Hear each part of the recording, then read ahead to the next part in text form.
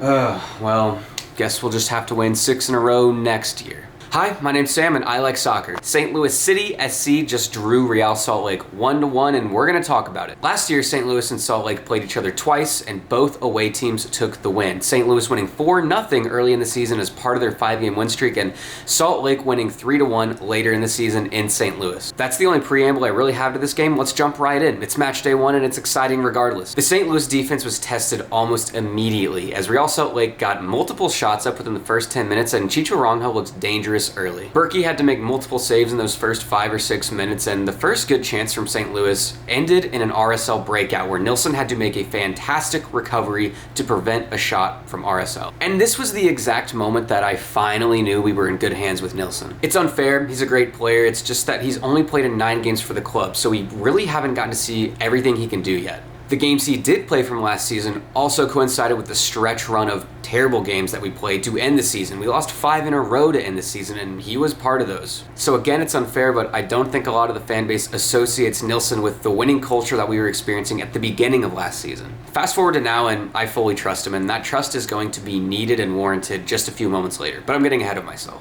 After about 10 minutes, the back line settles in, and the game becomes much more even. St. Louis does create another good chance, and Klaus is playing for a secondary ball at the top of the key, but he's called for a foul, and the entire buildup is negated. Now it's time to have that referee conversation because it's important for the context of this game and probably for a lot of this season. We knew that refereeing was going to be very, very rough this year, considering that pro referees, the refereeing institution that MLS employs, are striking because they couldn't agree to a new CBA with MLS. The refs we now have are mostly pulled from MLS Next Pro, USL, and other lower tiered divisions of soccer in America. I don't want to be that guy that complains about reffing every single game because that can get really monotonous and doesn't really provide any good conversation, but it was just clear that the contact needed to call a foul was just not consistent for both teams. At times, especially in the second half, he let the boys play, but for about 20 minutes in the first half, man, it was really, really rough, disjointed, just not a good flow to the game.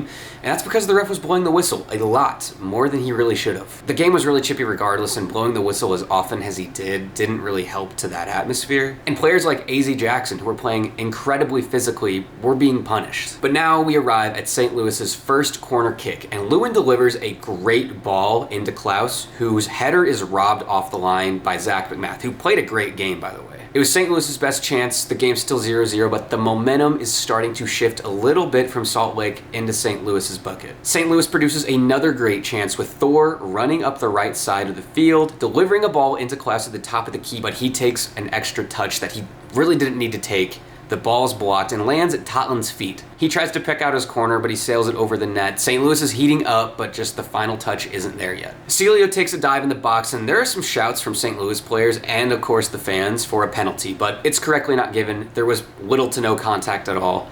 But Tim Parker goes down, and at that moment, I'm thinking, is he sitting because he's waiting for VAR to catch up and maybe intervene? And I'm sure a lot of people thought that too, but instead, he gets subbed off for a non-contact injury. You don't want to see that if you're a St. Louis fan, of course. He's been so important to this team. We still, at this time of recording, don't know the seriousness of this injury, but we'll just have to see. Instead, Yaro comes in for him and plays the rest of the game. Last Tuesday in the CONCACAF Champions Cup game, Yaro did not play a very clean game at all. He was pretty rough, so for him to get called up early in this one, it doesn't make my stomach feel very good at this point in time in the game. I'll talk more about Yaro later. We get to halftime, and it's kind of an even game, although very choppy and disjointed. Neither team really feels like they have the advantage, though. I will mention the Celio yellow card. That was really, really bad. That maybe should have been called a red card, honestly. His leg was waist high, and his studs were up right into the opposing player's ankle. I'm surprised they didn't look at that one further. The second half starts and Chicho gets another shot. This time it's a header over the net though. I'm interested to see throughout the season if St. Louis looks this sloppy to start the half. Early in the season, we just don't look like we're locked in to begin the half. Now we're back to Josh Yaro. He's made a few important blocks to start the half. He's honestly looked really, really good. But on a corner attempt, Justin Glad's glancing ball hits Yaro right in the head and he goes down and play is stopped. He needs to be taken off, which is already scary from a tactical standpoint considering he was the Tim Parker substitute. But he comes back on the field and looks to be fine.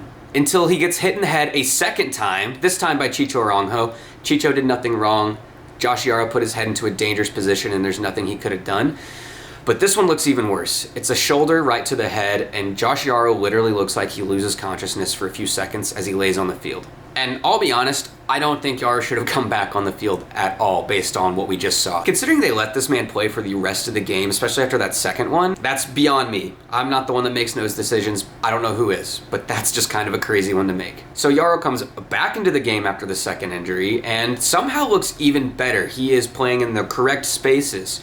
He's making the great decisions. He's blocking everything that comes his way. He looks fantastic. Subs are announced in the 65th minute and Yaro's not one of them. Instead, Indy comes in for Thor, Leuven subbed out for Durkin, and Adeniran comes in for Klaus, who kind of was non-existent in this game. Jake Nerwinski also makes his season debut, but the story of the second half is that all of St. Louis's good chances were being converted into breakouts from Real Salt Lake. Markinich and Nilsson had to scramble to make sure that Chicho Aranjo didn't get another shot on goal after a free kick is turned into another counter. And then Chicho nearly makes it 1-0 with a beautiful chipping header over Berkey, but he's called offsides correctly.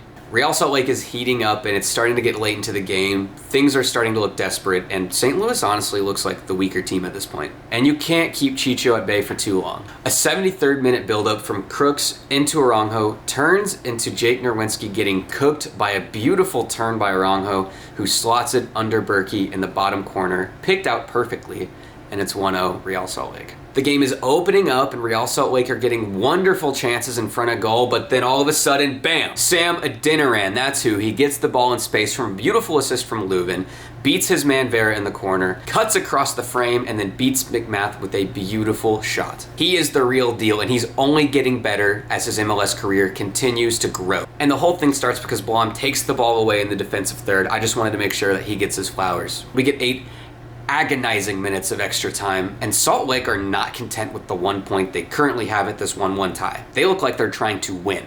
They are the team with the better chances, and they earn a corner in the 93rd minute. St. Louis snuffs that attack out, and they earn a corner after they take the ball to that side of the field. It's a missed opportunity though. No one gets a good shot. St. Louis gets a corner, but it falls to no one. Real Salt Lake get their own corner again in the 97th minute. It's the last action of the game. We need a defensive stop, which we get. The game ends 1-1, and St. Louis looks like the team that escaped with the point instead of Salt Lake. I can't be too disappointed in that result considering we looked like the worst team overall. It was one single moment of brilliance from Sam Adeniran that keeps this game from being a total loss, but he does not get my star of the game. Instead, that goes to Josh Yaro. He played an excellent game and somehow only got better after getting hit in the head twice, so he is my star of the game. Congratulations, Josh Yaro. RSL, weirdly enough, had less shots on goal than St. Louis did, but it's because of the work that Yaro and Nilsson put in to prevent those final balls from getting through to Chicho Aranjo. It's also partly on Chicho Aranjo for being offsides what felt like 10 times in this game. I'm not going to complain though. Is he okay? Like I said at this time of recording, we don't know the severity of the injury. He could be out for days, he could be out for just a match, he could be out for weeks. We do not know. And Josh Yaro, I'm not sure if we should play him next week. I feel like he should be looked at by multiple doctors before we let that man back in a match. So our center back depth is going to be tested. Maybe we'll see a Kyle Hebert next week. I know that's not his natural position, but he played a lot of it last year, so there's at least some experience there. So Nilsson is going to have to step up and be that number one center back in that pairing right now. But then again, who knows? Tim Parker could be fine. It's really all just speculation, so I'm not going to say anything definitive until we know. That's all I have for now. Not the result we wanted and plenty to fix up, but good performances by Yaro, Nilsson, and of course Adeniran kept us in this game and kept this from being a total loss. It's a short week. We play again Tuesday for leg 2 of round 1 of the CONCACAF Champions Cup. I'm very, very excited for that match, and St. Louis has a good opportunity to move on to the second round and play Columbus Crew. So until then, thank you so much for watching, and I'll see you in the next one.